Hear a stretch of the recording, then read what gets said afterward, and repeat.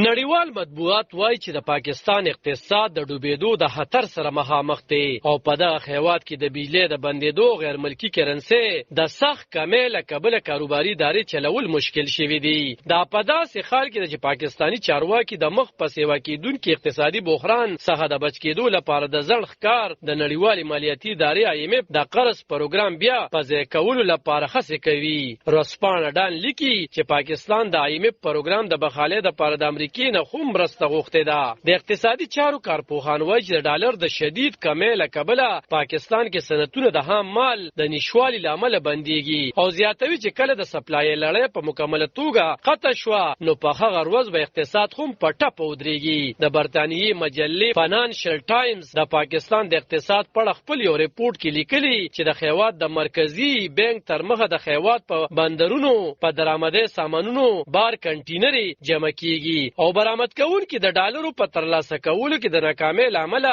نشي کولی چې د برآمد مالونو پیسې ورکړي. مجله د پاکستان د چارواکو له خولې لیکي چې د ټکسټایل په ګډون بېلابېل صنعتونه د خام مال او توانایۍ د قلت له کبله بندېږي. د اقتصادي چارو کارپوه او د خزانې پخواني وزیر ډاکټر سلمان شاه خبرو کې وایي چې لومړی خو د IMF د قرض پروګرام زر تر زره بحالېدل پکار دي او دویمه دا چې د چین سره د هغوی په پاکستان د ورپورې 15 ارب ډالرو د قرض بیرته ستنولو د نیټې په وروستو کولو هم خبرې کول پکار دي. نوموړي وویل چې له دې وروستو به په هیواد کې روان سیاسي تاوتریخوالی هم کمول وي. داسې نشي کېدی چې سیاسي مخالفین په جیلونو کې اچول کېږي او بیا دا تمه لرل چې اقتصاد به ښه شي. داسې نشي کېدی. دا په داسې حال کې ده چې پاکستان د سخت سیاسي اړیګړي او د بد اقتصادي بحران سره مخامخ دی او حکومت د IMF سره د 2 ارب ډالرو د قرض پروګرام د بحالۍ لپاره هڅې کوي او پاکستاني روپۍ په پرلپسې توګه د امریکایي ډالر په وړاندې خپل قدر بیلي. نن د زیارت پر ورځ په انټر بانک کې